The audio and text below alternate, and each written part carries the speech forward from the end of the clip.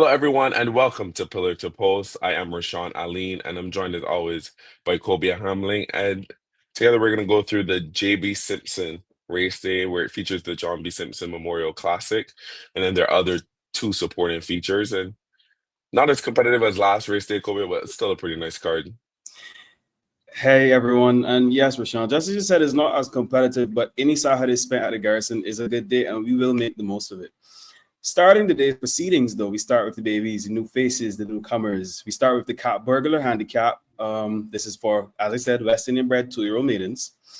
And if you look at my pick of the crop, I basically went a bit more on the side of experience. Venom, who, if memory serves me correct, Rashaun is a 3/4 to champion sprinter Dumas.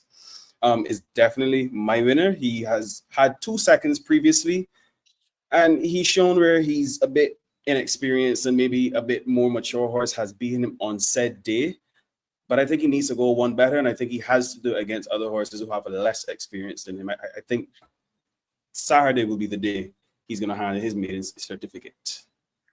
No, I respect Venom in this spot, and I think obviously a horse that's run 2 seconds in a field loaded with first-time starters is the one you want. He stretched out to 1100 meters, and his 2 5 flat races, he's been beaten by 3 1/4 lengths and 4 1/4 lengths. So I feel as long as he finds one horse in there with talent, he's just completely blown away. And I see that he's going to be the favorite here, but I'm going to look elsewhere. I'm going to end up on Relentless, who is a full brother to Amante, who was a champion 2 year recent. And I think like this is a horse who the reports are pretty solid on. I don't know what he has, to offer, but I just don't want to default to Venom, who, as I said, hasn't really impressed me. Has 2 seconds, but maybe it feels like anybody would have been second in these spots. And you see that he just ran second behind Dapper David, who I think was the most impressive 2 year that we've seen so far. Venom, I think this is not going to be a walk in the park. He's definitely the favorite. He's going to be the favorite, but I am going to look elsewhere with Relentless, who has the pedigree and the connections. Which I have no problem with because usually I'm not on the side of favoritism, but I can't ignore it. I think this one, maybe I'm not as confident as, let's say, Nostradasa in her previous starts, but from the connections, I think they're going to be in the winner's circle. For my No, second yeah, line, with on no horses, it's easy to go to the favorite, so I understand that totally. correct.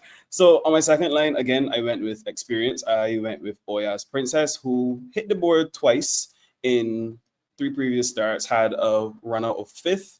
But again, I just, with 2 year-olds, you can put your hand in a hat and just pull a number and hope for the best. But where you have experience, where you have horses who've done this before, I think I have to side on them just that bit stronger. I did go with 2 first-time starters in Pavlova. I hope that's how it's pronounced. And Twinkle Toes. These are 2 horses personally I've seen on a morning. Again, this is just personal opinions, but anything can happen. Yeah, and I went opposite direction of the other horses with experience. I think this is a race. It's probably one of the most full 2 year races we're going to see for the year. 10 starters. I think there's some reports on some first time starters that I don't want Oya's Princess or Sabu's Dream. I won't be as firm as I was with Atara last time out, but um. Copper Shot, Andrew Nunez, I think the jockey booking of Hughes makes this one of the two for me. And then Electra. Now, she's the stablemate of Venom. She's a daughter of Ashton Martin, Poetic License. She's bred to be the goods. I think Jarrell Beckles she may have some speed, and Jarrell Beckles is definitely going to use that. I have her underneath because early the reports were positive, but as of late they were not. So I'm going to look elsewhere, but I'm going to use her defensively because of everything that's surrounding her. But we'll see. It's a baby race and anything can happen. It may be one that we're not even talking about. So that's a pretty good competitive race to start the card. Race number 2 is the J Club Trophy Handicap, and it's for 3 year olds and older rated 30 and below. It's going 9 furlongs, and it's a small field. And I feel like all you want is in the middle of this field, and you're going to go with your old faithful 17 million US. Well, can you really blame me? We ended up with the same trifecta, just in different orders. 17 million US, the reason I went with her, I find we see this race so many times on so many different cards. It's always just a different distance, but it's 5.5, 7, 9 furlongs. I think this time I'm gonna go with 17 million, who I think will sit in behind the leader, who I expect to be prominent. I expect prominent to show early pace, especially coming from box one. I think it's either you get out of there or you get squeezed and you have to come from the back. And he's, in my opinion, a bit better as a front runner. 17 million's last win at this distance would have been, I think, the 14th of June this year. Um, and I just need an identical trip. I need her to sit comfortable in behind the leader and switch out when called upon. Prominent here actually did circle the field, but that's because someone else went to the lead. That was Gabby's girl. I don't think anyone else is going to test Prominent to the lead. And he Yeah, has a from the better one draw. from the one hole you exactly from the one hole You this have to horse go. has to go to the lead. But 17 mil for sure, no question. That's my winner. Rashaun, what is your take on it? Yeah, I just don't trust her. Again, this is a field that I can 100% see her winning this race, but I I find a lot other positives in Caribbean Kittens who I'm going to end up on. First off, when entries came out and I saw that that this was the Maynard versus Dean Classic, I was like, okay, let me find a spot. Let me find a horse that's trained by somebody else. We've seen this so many times where a trainer has like a stranglehold and the one horse that's not trained by them wins this race. Mm-hmm.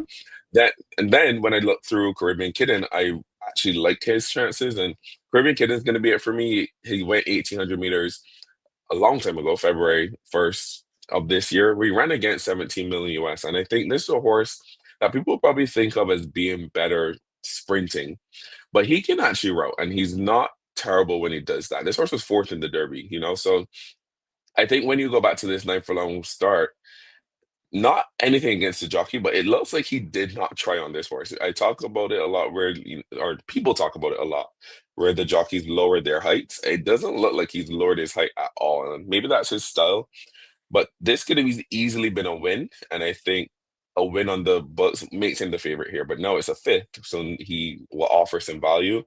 Then Richard Dean talked to us a couple months ago about how he's trying to race this horse into fitness and into form. And that second behind Sunbeam Both last time I thought sides was were being done. yeah, yeah, it was very impressive. With 109 pounds, I understand, but I laid the claim down here to 120 with Muhammad on board. And then 17 million US, of course, I can't leave her out. And it's not like I'm trying to convince you. We have the same three horses. It's just a matter of what order. But I think Caribbean Kitten is gonna fly under the radar here and will be pretty tough. Okay, Rashawn. So we're going to take a step onto the Tsipura. I hope I pronounced that properly. Yeah. Carlton Trophy. I really hope I didn't butcher that. This has a field of 6 horses. 9 furlongs are going, and I don't know about you, Rashawn, but I think Miss Showtime, the Midsummer winner, I think she's gonna have a ball at this distance. I think she's gonna go clear by about 6-7 lengths, and it's gonna be Catch Me If You Can. Now, I was actually surprised that we ended up on the same horse when we talked about this pre-show. For one. Yeah, right. I was like, okay, she's not gonna go favored, and this is gonna be a little sneaky here for me. And I think Showtime definitely, if she's half the Showtime that was in the Midsummer, she's gonna be very tough to pass in this spot. 9 furlongs, Yeah. again, the Midsummer is that trip. Why can she not, just go to the lead, open up as much as you want, and win this race as comfortably as especially when Nostradamus is so present of mind now. It's like Yeah. this is this is the race to do it. Who's gonna keep up with It's her? like this is Binary a new Code can't. norm with a speed horse. Exactly. Right, right. This is the new thing. Binary Code can't keep up with her, on top of the fact that, they're coming out of the same barn, and Heroes they can't go with her. So I think this horse is just loose. And her race off the bench last time out behind Nostradamus, I mean, I don't want to say it wasn't terrible because it wasn't like great, but to shake off some rust, and she wasn't beaten by like Lovely, who she reopposes here and is going to be half her price. I don't think she ran terribly, and I just think Delano Lopez needs to do what he did in the Midsummer and run them off their feet. I do agree with you. Run them off their feet. And Binary Code, as much as he does have speed, I don't think it's going to be much use sending, your stablemate to do. I don't even want to call it donkey work because I think you're just Right. going to cook one another. I think the best, or my dream trip, one of them drops out in last, which is going to be Binary Code, and Showtime blaze up front. See who gets to the wire first. But No, I I just do. Go ahead. no, Go I just ahead. don't see Binary Code at all here. You have him third, and this is a 80 to 57. This horse is rated 52. Well, Heroes Day you also have, and he's rated 56. So these are two horses outside of the class who I'm not even sure the connections want to win this race because the handicappers are going to have their day if either of those horses win. And you have these two horses that are not even in the class carded to be second and third. Well, I have to go at the weight. I have to go at the weight pull. At the end of the day, I did see Binary Code win at 9 furlongs and come from dead last, ran through the entire field from the bottom of the stretch to the top. And Heroes there at 113 pounds, and Muhammad can take all 7 pounds off. Basically, the entire field giving him about, what, 20, 22 pounds roughly. I have to go with the weight pull. I don't think anyone's going to catch back Showtime. I don't think the weight is going to bother her because she's going to be so far ahead. But two other weight pulls, I simply can't ignore. I'm not looking at the ratings. Ratings is just a number. Everything happens on a day. And I think, Rashaun, we've been in horse racing long enough to see, let's say, a 40 and lowest sprint won by a 15 rated horse. It doesn't happen very frequently, but it's not impossible. Well, 40 rated horses are not the quality of 70 rated horses. And we talk about rating where Phil Oh, Morris now you're now going to take and a literal. yeah, Phil Morris last time out, when I looked back on the race, he won a 17 and lower, beating Priceless and Heroes Day. And he was rated 68. He had no form coming in. He was coming in off of, a seventh, two fifths, and a six. But he was the highest rated horse in the race, and he won the race. And I'm not gonna show up now and try to pick him. And but I think this is a horse that rated 71 is the horse to beat, and he's also Yeah. gonna get a 5 pound claim. He likes the distance. I don't see why Phil Morris wouldn't run well here again. The horse that really convinced me after the jockey booking of Devonta Abraham was Priceless. If he can get 113 pounds, his last start when he ran fifth behind Phil Morris, I don't think it was great, but this claim really jumped off the page at me because it was him or Lovely for me. And I think when Mm-hmm. it comes down to who wants to go 9 furlongs more, I think it's Priceless. So it's gonna be Priceless underneath. And Heroes Day, obviously, I'm scared of him. Richard Dean's horses have been running lights out, but I'm gonna fade him in this spot and go with the other two out of the race, which was Phil Morris and Priceless. And then race number four is the Windmill Girl A1 Trophy Handicap. And this is a full field, is our high five race. And you can go any direction in this spot. We've gone complete opposite directions, and you're gonna look to Queen Justina.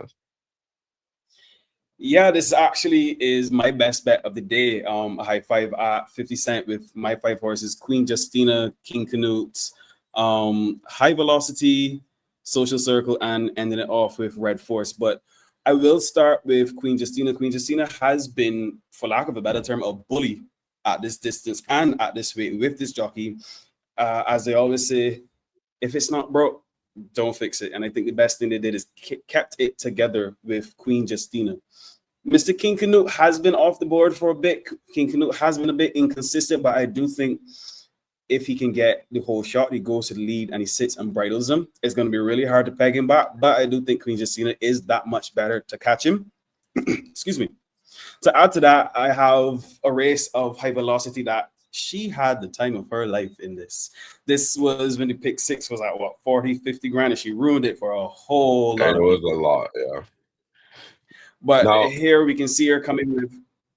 Continue. no, I was just saying, when you talk about the pick six, like no idea where this race came from, and it's disappeared since. Like she's not replicated anything close to this performance. This performance makes her a huge player in this spot. But you can continue telling me why you like her. But I'm a little burned here. But this race was Mhm. really, really nice.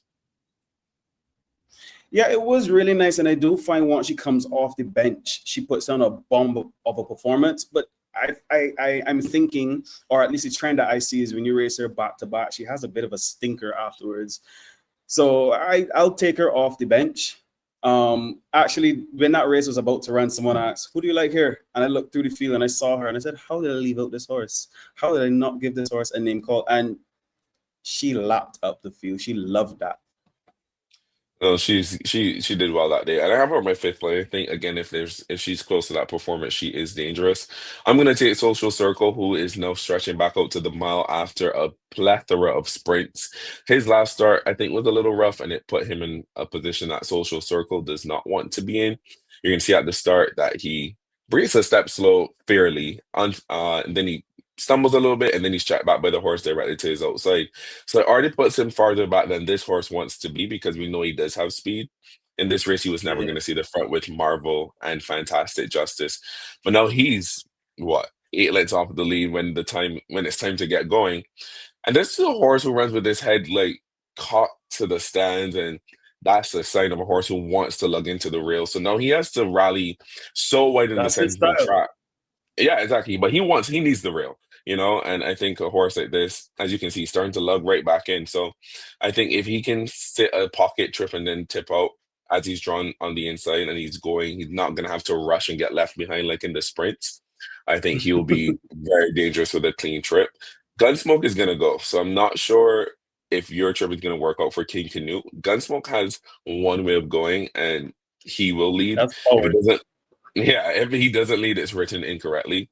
And then Gaze and Queen Justina, they're coming out of a race behind Luscious last time out, where actually 2 starts back where for Queen Justina, where Heroes did blew them away.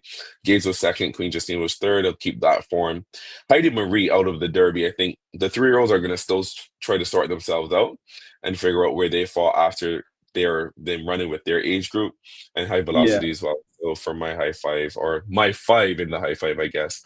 But yeah, I think Social Circle will be a little sneaky play here, stretching back out to the mile.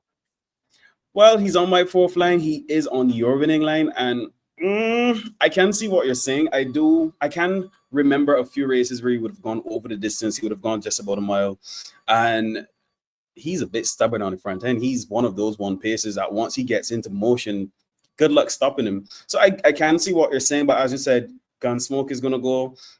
You can almost bet on King Canute is gonna go. Social Circle has to go.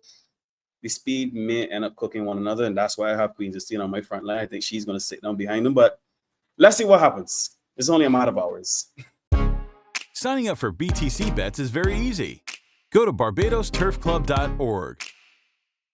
Scroll down to start betting. Click sign up for a free account and fill out the form. Check your email for the verification code and enter it.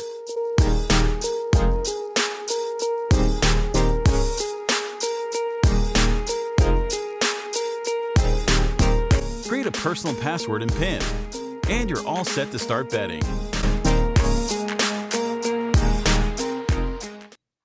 Race number 5, it's the Sandford Prince Trophy Handicap. It goes 1,100 meters for the 65 and lowers. And this one is pretty competitive, and it's just a matter of which 3-year-old do you want in this spot?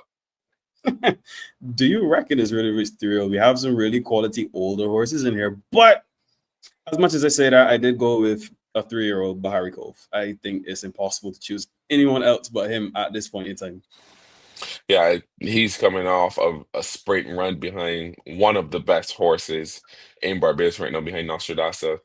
One I of honestly, at pre-entries, wanted to pick Valiant over him, and now it feels kind of matter-of-factly that I've ended up on him now because Valiant is scratched. Mhm. This race behind Nostradasa, she just tugged everyone along. I saw a lot of speed out of Bahari Cove that was uncharacteristic, I feel like. And it was a merry-go-round. They just ran the same way around the track besides Showtime, who was coming off the bench. So I would take this race with a little bit of a grain of salt. And that's why I was going to initially go against him. But now that Valiant's out, I see no reason why Bahari Cove should be. He's not like this race came out of nowhere, but I don't see why Bahari Cove, without Nostradasa, should not be able to win this race. Yeah, Rashaun, just as you said, Bahari did show some uncharacteristic speed in this race. He's usually more of the closer type, but I guess with the situation with Nostradamus, that specific race, you have to show speed. If not, you're going to be left behind. You have to give that extra effort. And he did so. And I find no matter what position you put him in, no matter how uncomfortable or comfortable he is, he does give you 110%. And I don't even think he has to give 110% to beat these horses here. I think he is, I don't like to say tied to the pole, but I think he's going to take a lot to beat. The 129 was a lot. Yes, it did claim 3. I don't think that really makes much of a difference, but still the class horse here. My second choice, I did go with another 3-year-old. Again, another apprentice claim, Dr. B. His last effort actually surprised me because I didn't even have him to win. I think he won about 6-7 to 1. I think others were also not looking for him, but he's really coming into his own. I think he's more showing, I like sprinting and just sprinting. Yeah, this is the other 3-year-old for me. I have him split. I just think Bahari Cove has always been better than this one. He's out of Seattle Sunshine, so I'm not surprised that sprinting is what he wants to do. And I, like you, did not have him to win here. And he got a perfect rail skimming trip. So everything went in his favor, just sitting behind the speed that was going to fall. And I just think in this spot, the water's a little deeper than two start spot with the imported 2-year-olds and the last start spot. I think this water's just a little deep. But you can't knock a horse who's doing well. And he's at his pet distance, he's in form. I'm gonna take Bahari Cove over him as I usually do, and then Life is Great is the older horse. I'm gonna take 3 star spot. This horse, actually 2 star spot. This horse stepped up to run in the BDBA sprint, came back last time out and did not frank that, but that was also at a mile. So I think he's another one that's really good at the sprint distance. Also with Northern Lady and Jericho, maybe even Leah Magnific for sure going. I think Life is Great is gonna really enjoy the setup he's gonna get and come with the run. But I think Bahari Cove is gonna be tough to beat. And then Marengo just from back class, I'm gonna have underneath. Okay, well, similarly to you, I do have Life is Great in my first 4, but I have him fourth. Third place, I have the 10-year-old. I have the older horse, well, the oldest horse, Mr. Jericho, who showed, I may be up there in age, but I can still boogie with the young boys. And he did jump me his last race. I just didn't stop looking at him completely because of his age. I thought, he was up there and I thought he was maybe a bit cooked, but he showed I still have it. Life Yeah, is Great. I was gonna say when you look through his past performances with Jericho, like the dropping class to the 55 and lower with the speed, as long as he still had a little kick in him, it's not surprising that he won that race. But when he has to hang with, the 65, 70s, and he's run as high as the 80s and lowers, he's been beaten. So I think as he steps back up in class, I don't want to, put too much stock into his last win because it Mhm. was with lower class. So I understand why you took him because his last win was very impressive. But I think now at 10, this is probably just a little bit too much for him. But you were gonna say, Yeah, last time he did show me, he looked like a 3, 4-year-old horse. He looked beautiful. But again, I said I was going with Life is Great on my 4th lane simply because I find sometimes he needs to get a bit into gear. And he was off his last start. This is the first time coming back from a break. And the other horses who I've called have either won or had a start before this effort come Saturday. So I think Life is Great. He might be a little rusty, let's say, but he's still good enough to at least hit the board with this field. oh, you would know better than most of us. And we'll see when the race is run.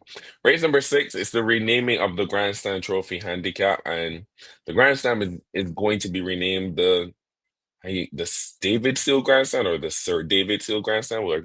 We get that officially when that ceremony is conducted, but it's gonna be a quick one. And I don't even know how long we're gonna spend analyzing or handicapping this race because we It's can almost an simply open book, closed book situation. yeah, we can simply say it's Nostradasa and then it's over. Yeah. Because if she wakes up as she's done her last couple starts being like, I'm gonna run today, these are not gonna beat her. And that's as simply put as possible because her last race was a testament to just how much of an athlete this horse is now, how much of a consummate professional. You may think she didn't sprint well at 2 and 3. Now that she's just in the form of her life, I think she's just doing everything that they ask of her. And this last race beat with Bahari Cove and Paper Trail is a lot harder, in my opinion, than what this is because this is a smaller field. I feel like the horses might be better, namely Major Dan and Paper Trail, who she reopposes, but what's there to be afraid of if you're Nostradasa? Telling me, as far as I'm concerned, do exactly what you did last time. Put 4 lengths in the field and don't ever look back. This is another paid workout, but a horse that we are introducing in this field, as much as this is a step up. One we're introducing is Major Dan, who gave a very, very credible effort in the BDBA sprint, which is his last start. And he showed that weight is not an issue for him. Whether he has 130, 132, 128, he is there and he is there with 110% always. But Yeah, no, I would say for me, I just don't want him in this spot. I can't foresee him You don't have him to beat Nostradamus, so this is not an indictment on you at any point. I can't see him giving No, Nostradamus eight. no, Yeah, that's just my no. staple winner. There's no question about my winner here. Yeah, I No can't see him whatsoever. giving her 8 pounds and potentially 8 lengths and beating her.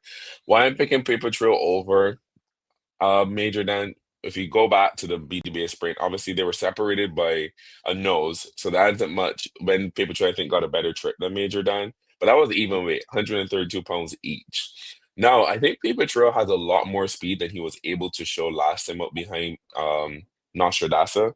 So if Yeah. the same way Bahari Cove was tugged along to finish second, I think if Paper Trail comes out running and is tugged along by Nostradasa, because he does have that speed, if he can find that again, I think he can be second. Also, not sure exactly what Lester Edwards is going to catch, but the allotted weights right now with the claim will be 107. Lester Edwards wouldn't be super far from that. So then to potentially get 23 pounds from Major Dan, who you just beat with even weight, I think I'm willing to forgive Paper Trail last time and give him another shot here, but I think we can move on because it's really Nostradamus' world and we are all just living in it. Well, we're going to move on to the feature race of the day, the John B Memorial Classic, where we reintroduce, should I say, two of our higher anticipated horses, Jared the Nipper and Portfolio Company. We don't see these very frequently, but I promise you, everyone should be just as excited as me to see these returning to racing. No, I am very happy to see them run. Like these last two races, I don't care that the fields are small. There's some names in the fields that I just want to see run as frequently as possible. And for me, it's gonna be Portfolio Company. He hasn't obviously won since the Gold Cup last year. I think he's run two huge races since losing the Gold Cup this year. And his last time out behind Zazie, he does not want to sprint. We all know that. Then he had 100 and what 27 pounds to Zazie and Caspian C, who were in the 1-0s. And, they ran 105 with nothing on their backs, and it was very firm. And I think Portfolio Company ran huge in this spot. I mean, to have two just light horses gone and then have to keep to your stats and then hold off Jerry the Nipper, I think with Caspian C and Jerry the Nipper in here now, he does, and with them having weight and at a mile, something he wants to do, I just think he sets a Mhm. perfect trip and pounces. He is a Gold Cup winner, so he's not the highest rated horse in the field for the company who beat Jared the Nipper last time out is going to be the one. And then Antonio Bishop picked him as well, so I'm going to lean with that. Well, I went on the opposite of you, Rashaun. I picked the other spearhead entry, this in being Jared Nipple. Now, the reason I went for this one is because I think he's going to go on front end and he's going to bridle these from beginning to end. Now, you may say that Caspian C does have speed, but again, something I always say is sprinting speed, staying speed, two different things. And I think we're in Jerry the Nipper's alley. I think we're going his distance. And unless you have someone who's going to pressure him for at least, let's say, about 6 to 7 of those furlongs, I don't think you're going to catch him. I think at the top of the stretch, he's going to dispose of whoever is trying to come. And the next best thing is going to run second. That, in my opinion, should be Warbeat, but I wouldn't be surprised if it ends up being Portfolio Company, it ends up being a 1-2 for the Springhead team. But for sure, I'm stuck on Jared Nipper, and I suppose I'm not going to get you off a Portfolio Company. Yeah, it might be a soft spot I'm developing for Portfolio Company, but I just think he's running races that make him a huge player in our division right now. The race behind Renaissance Frolic 2 back was 1 in 134. He basically ran a 135. If he runs a 135, I can't see many horses in Barbados beating him running, 135 flat. And this is gonna be my best bet. Portfolio Company just straight across the board, $50 to win. No place, no show. Take this one to the bank. I think this is going to be his first win since the Gold Cup of 2024. I just think he's primed in this spot, coming off a really good third, or I guess I can say a really good third behind Zazie and Caspian C. I think he gets a good trip in this spot, and yeah, $50 straight to win on number 5 Portfolio Company. I think then the other interest is Warbeat, who won his first start in Barbados, and this is going to be the real litmus test. Beating Aries and Sir Jimmy, it does not let us know, it does not let Melrose know what they have. I think this is going to be the real measure of where he falls. And his race was impressive last time. I think he's the one that has a real turn of foot. So if they heat things up on the front end, he's going to come rolling. And then Ricky Walcott's now on board him and not Caspian C. Yeah, so it does make you pay your eye a bit and wonder why certain things or why certain decisions have been made. But at the end of the day, just as you said at the beginning, that last start doesn't quite let us, the pundits, us, the fans, or even his connections know just how good he is. Because at the end of the day, in my eyes, or at least how I like to think, he was purchased for the Gold Cup. The other three in the field are not going in the Gold Cup. So beating those is to be expected. I want to see how good you are. So let's face a Gold Cup runner-up. Let's face a Gold Cup winner. Let's face maybe some future faces in the next Gold Cup. No, This is, as you this said, race is gonna be real competitive. test. No, this is gonna be a serious test, and if he wins, then I mean I guess I'm not surprised. Um, but yeah, this is gonna be a tough one. But portfolio company will be a tough mountain to climb for War B and the others. And then the final race on the card is the Winds of Change Trophy Handicap, and this one is by far the most thrilling race on the card, by far the hardest that we had to handicap, Kobia. I couldn't imagine how we ended up on the picks we did, but we ended up somehow on the same exact on the exacta, and that's 3-1. I, And we talked about Nostradamus I, being simple. I think it has to be early riser. Like I think this might be a more about a sure win for early riser than Nostradamus. Like it has to be early riser in this spot. well,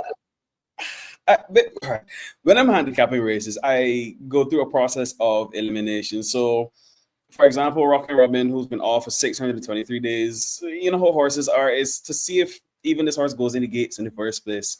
Right. Visionary, who I find runs a better race on soft going. Temple Dancer, who, in my opinion, again, this is just my opinion, these aren't necessarily facts. Temple Dancer, who suits better to, let's say, 7, maybe 9 furlongs. And then Red Ribbon is just the next best thing. At 133 pounds, I thank goodness that they decided to claim. I think that was absolutely necessary. But early riser, congrats. Yeah, you kind of nailed it there. I don't even love Red Ribbon like in this spot because I was probably gonna pick Fool Me Not underneath. I don't Yeah, like Red so was Ribbon, I. but because of the others, I have to pick Red Ribbon because I don't want Visionary, especially now that Fool Me Not scratch. Rockin' Robin, I had to look up who that was, and Temple Dancer probably doesn't want to go this trip. Quality comes into question as well. And again, this is 30 and lower than Red Ribbon 26 and early races rated 24. And I think there's a horse that's been knocking on the door like what, three straight seconds, a third before that, one, just in so much better form and more consistency, shows up to the races more often than the other five, than the other four. Yeah. So it's gonna be early riser. Nothing special from us to end the card. Early riser and Red Ribbon. Hey, thank you so much for tuning into another episode of Pillar to Post. As always, we're so grateful for you watching. Don't forget to subscribe on YouTube, follow us on Instagram and Facebook, and now on X. And good luck playing the races. And as always, may all your tickets be winning ones. Good luck, guys.